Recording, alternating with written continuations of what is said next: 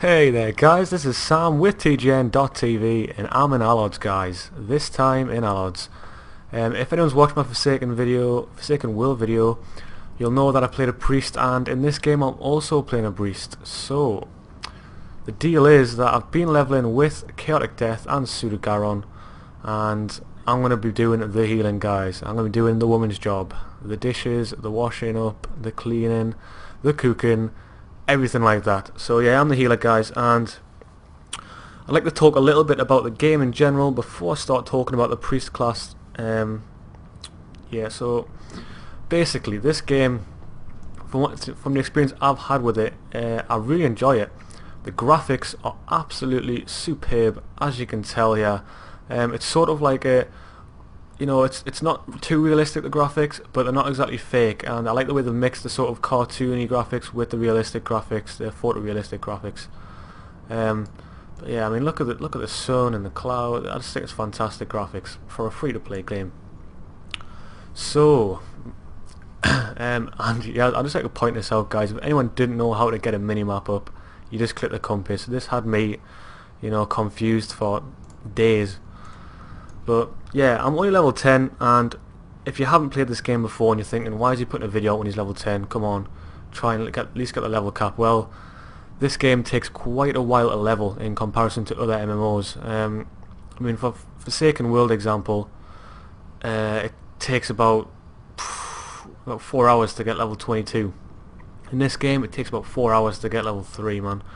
Well, not that long, but to get level 10, I've been leveling with Chaotic Death and Pseudogaron, and it's taken a fair bit of time.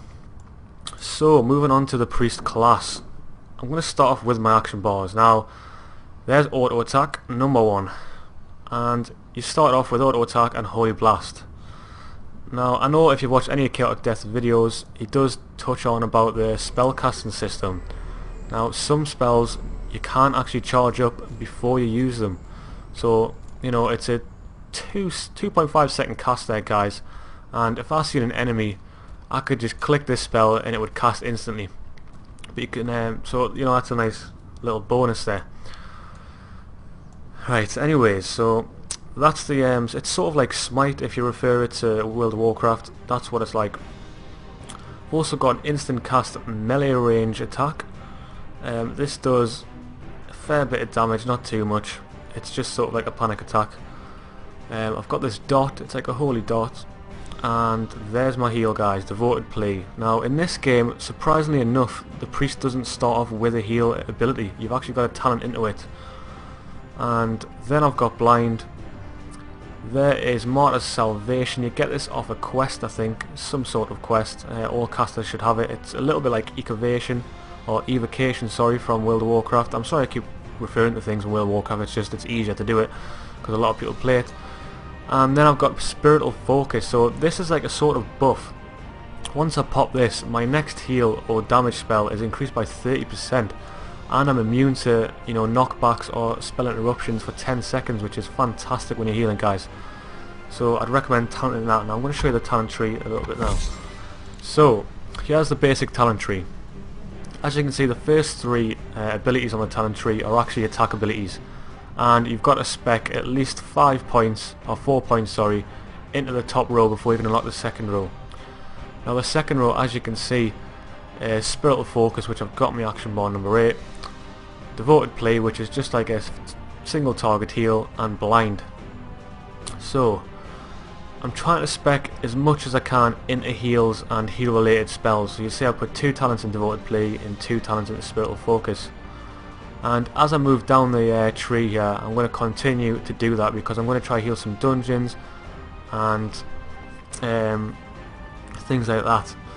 One thing I will say about the priest class in this game, you can't really level efficiently by yourself solo level if you've spec'd into healing abilities as I have. You would definitely need to spec into Holy Smite, Verdict and Cleansing Flame in order to solo level by yourself, because the damage is just, it's nowhere near big enough really. I'm lucky because I've been leveling with Chaotic Death. He plays a sorcerer, and Pseudogaron, he plays a sort of warrior tank. so I've never really needed to have those abilities at a high level. But you know, if you're going to play a healer and you want to sort of level by yourself and then heal dungeons, I'd recommend speccing into a damage abilities and then respecking before you go into a dungeon, which can be a bit of a hassle, but that's just the way it is in Allods, guys. Which, you know, it sort of makes sense. A healing class shouldn't really be able to, you know, take on mobs like a sorcerer would, but it just makes it very hard to level if you're doing that. In terms of stats that you'll need for a priest healer, you want to try and get, you know, your two main ones that you're going to go for are faith and intelligence. Sorry, faith and wisdom, I apologise. Wisdom increases your mana pool, and it also increases the mana regeneration, so that's very important as a healer, as you don't want to go out of mana. And faith, the effects of your healing spells decreased by 17.1% of your target's wound complexity. So I'm not too sure what that means, guys, but when a target's wounded, he must have a sort of decreased healing debuff on him, and that'll just decrease how much the debuff is. So it's always important. Here's another little tip for anyone who hasn't played the game as well. I think it took me in Chaotic Death about about